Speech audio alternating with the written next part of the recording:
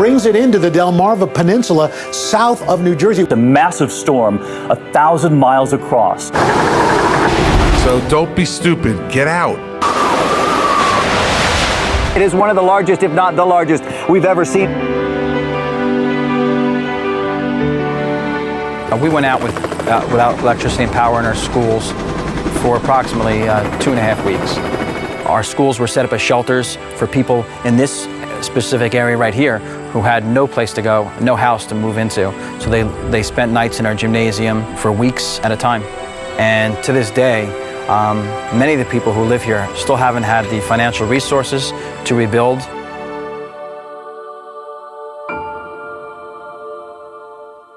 One event really shook the core of the community. A few students from the high school on summer break took part in a wilding activity and killed an innocent man in the streets during a hot summer night in July.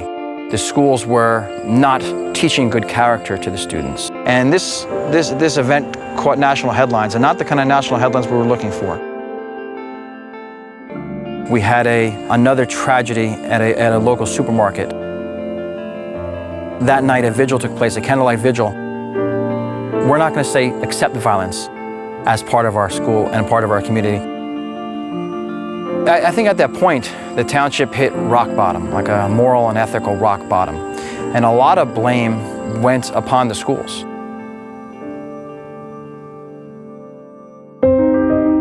We got together and said, we have a great responsibility. We have to make our product better, and it has to be a complete product, from the academics, the athletics, the arts.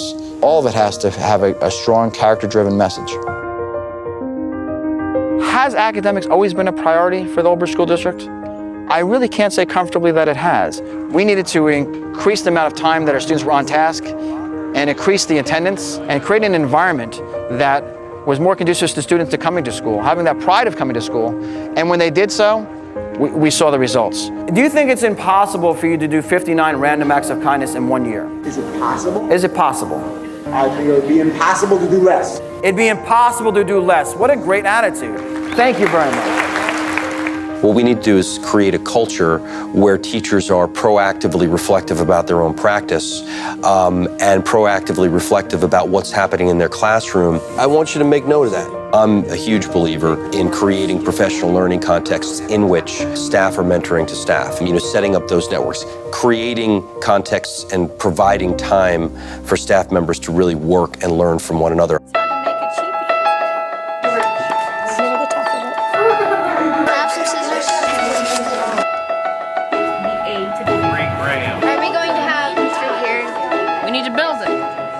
Three, two, one. Through the software provided through School Improvement Network and Observation 360 and Edivate, we really have streamlined that process and allows us to really take a look at the data and target our interventions and our professional development where our teachers need it. We're focusing on that differentiation in education. We're instilling interventions for those challenging learners. Children are like blank, no two are the same. All right, what do we have? We have snowflakes and delicate snowflakes. And I like your answer because it brings up a point, and that's why we are moving so successfully towards response to interventions. Because we have to get away from what we usually do to snowflakes. What do we do to snowflakes? We take one shovel and we throw them in a big pile. They come out all differently, and we don't want to do that with children. We have more students taking more AP exams and doing well on them each year. And that is consistently increased, and we've been on the AP honor roll for multiple years in a row, which is rare. I know that some of us, it is a large school, so I do want to make you feel as comfortable as possible, as quickly as possible. We spend so many hours in school that it's really important that this is somewhere that you feel comfortable and safe coming into. Last year, our school district saw its highest SAT scores in the history of the school district. We know nationally there's been a 1-point average gain. In New Jersey, there was a 3-point gain. In OldBridge, we saw an 88-point gain.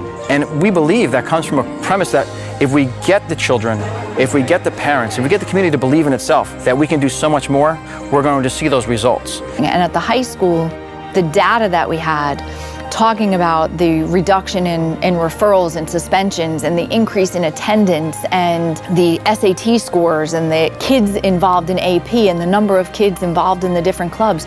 That all goes to show these kids want to be here. Good, excited?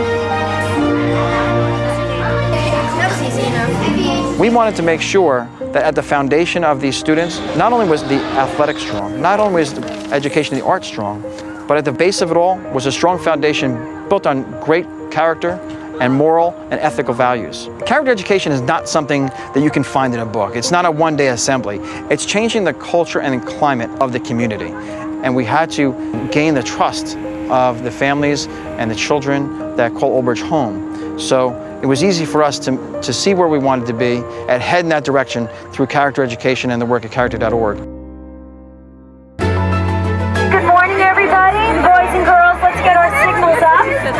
And when we did have our national visit this year, I have never been prouder of my staff. I'd like to begin by first of all thanking all of our staff members for your tireless dedication and efforts in helping us to be named a National School of Character. So thank you to you. There's the academics and there's the character piece. They can't be separated. There's a fiber that connects them, and it's a core fiber that needs to be there because one without the other is incomplete. Being a teacher is trying to provide them with the best tools to improve their future, reach their goals, and follow their dreams. And we have so much more to accomplish. This is just the beginning, and we're going to take this district to great places.